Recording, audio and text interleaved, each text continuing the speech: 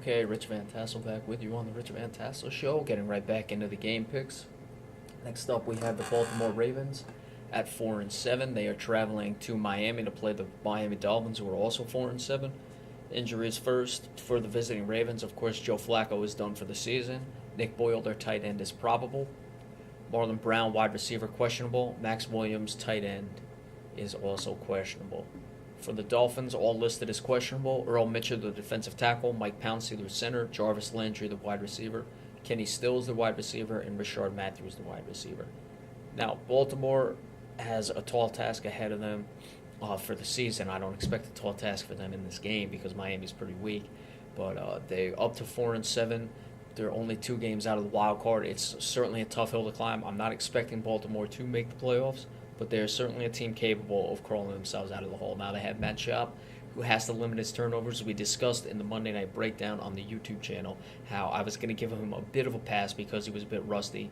Hadn't played in a while, but certainly he can't keep this streak going where he's throwing a pick six in every game. So that's got to be corrected, and I look for Justin Forsett, who's over 4 yards per carry, to pick up the slack and find a way to get this offense moving. Now, Steve Smith Sr., he has to play better than he did on Monday night. Was not really a factor. Looking at Miami, we move on. The injuries, all the questionables on their wide receiver list. Matthews, Kenny Stills, who's having a good year, and Jarvis Landry. I expect Ryan Tannehill is really going to have a tough time in today's game, and certainly I don't think Ryan Tannehill is ever going to be the quarterback anyone ever expected him to be, or some people expected him to be. And I don't think expecting would be the right word. That was more hoping.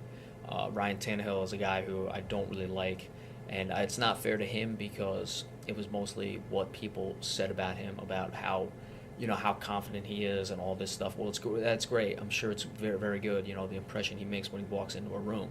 The bottom line is, can he throw a football or not? Can he play quarterback or not? And it does not appear like he can play quarterback. So I'm expecting him to struggle in this game, and I like Baltimore to get the win and keep rolling and keep trying to climb themselves out of this hole. I'm taking Baltimore 30-17. Miami really going to be looking for answers after this game. All right, next up, the Cincinnati Bengals are 9-2. The Cleveland Browns are 2-9. The game is in Cleveland. Cleveland off that tough loss on Monday night where the field goal was returned for a touchdown. Cincinnati got back to the winning ways, and they're now 9-2. The injuries first for the Bengals, only one listed. It's Tyler Eifert, the tight end. He's doubtful.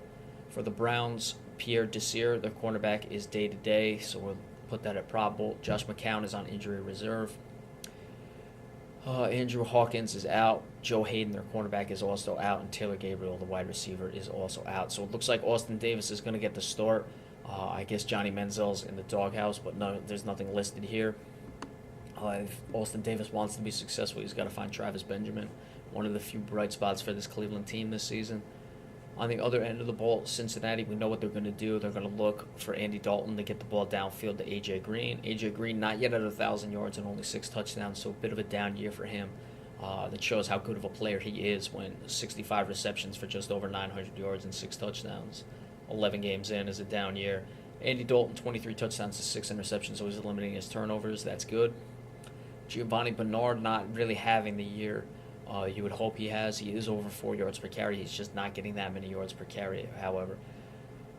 I could see Cleveland, after that tough loss, coming out with some vengeance in this game, looking to upset Cincinnati, but I find it highly unlikely, and I expect the game to be where Cleveland has a major letdown after that game, and certainly Cincinnati is going to be tough to handle, and you see Joe Hayden on the injury report.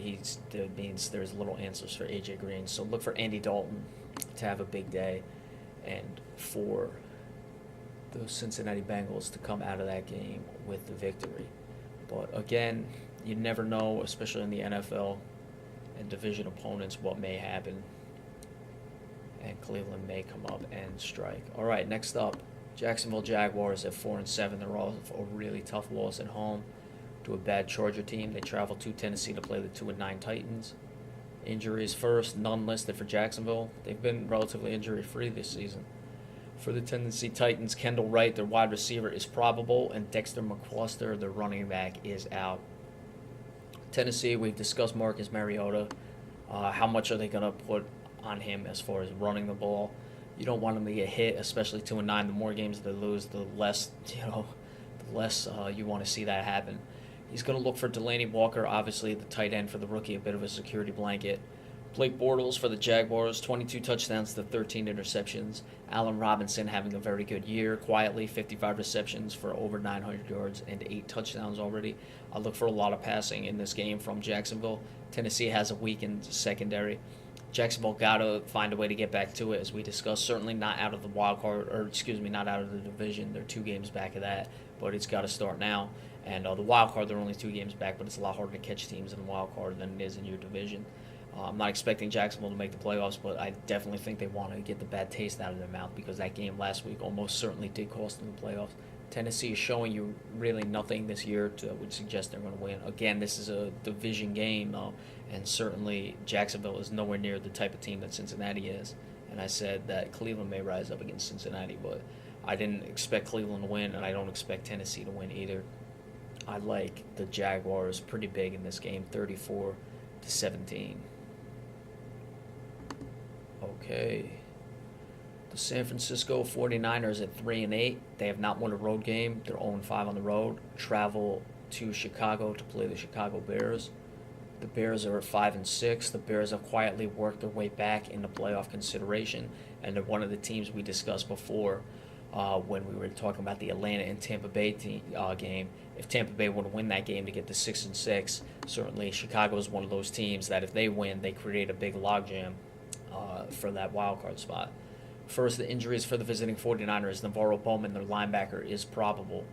Garrett Selleck, their tight end, and Carlos Hyde, their running back, are both out. For the Bears, Zach Miller, tight end, questionable. Marquise Wilson, wide receiver, out. Eddie Royal, wide receiver, questionable. Antro Roll, safety, questionable. Jay Cutler, the quarterback, probable. 49ers are going to be dangerous in this game for Chicago. Chicago's riding high. They have had that long layoff since the Thanksgiving Day game. So there is a chance for a bit of a letdown, that they're, a bit full of themselves and not quite as sharp as you would expect coming into this game. San Francisco, a team that has not won on the road, they'll be looking to try to get a road victory. They're at 3-8. They're desperate for a win. With that being said, though, you have to like Chicago in this game. Jay Cutler is going to look to go downfield. San Francisco's secondary has not been good at times this season. I expect that to be the case in this game, as I like Chicago to come away with the home win tomorrow in the area of 27-20 for your score. All right, moving on. We have the Denver Broncos. They are traveling to San Diego to play the Chargers. The Broncos 9-2. The San Diego Chargers are 3-8. They did get that win cross country against the Jacksonville Jaguars last week, however. For injuries for the Broncos, Peyton Manning is again out. Brock Osweiler will get the start. Owen Daniels, the tight end, questionable. DeMarcus Ware, the defensive end, and TJ Ward, the safety, are out. For the Chargers, Malcolm Floyd, the wide receiver, is probable. Now, Phillip Rivers, we've discussed it all season long. He's throwing the ball a ton. He's putting up a lot of numbers. So certainly for you fantasy football nerds, he's putting up what you would like to see. However, I live here in the real world. I don't play fantasy, and in the real world, the San Diego Chargers are 3-8. Brock Osweiler, of course, got the win, so there's a lot of confidence with him in that team. He got the win over New England last week. I saw a lot of throws that I thought he could have made that he missed in that game, so I'm not too high on Brock Osweiler just yet. I certainly would still consider him for the starting job even when Peyton Manning comes back, but let's just cool our jets just a bit on Brock Osweiler. There was certainly a lot of throws that I felt he missed in that game. We know that Phillip Rivers is going to look to go downfield to his big targets. Keenan Allen, Malcolm Floyd back in the game. It looks like he's probable. And, of course, Antonio Gates and Ladarius Green, his tight ends. However, Denver has a very underrated secondary led by Aqib Talib. And I expect that San Diego got the win on the East Coast. They're now traveling back to the West Coast. And they're going to come back crashing back to earth in this game against the Broncos. And I like the Broncos to win fairly handily, and as Brock Osweiler will sharpen up. He's got a little tongue-tied there. Excuse me. Brock Osweiler will sharpen up his game and come away with the victory. I like it 27-17 in favor of the Denver Broncos. All right, so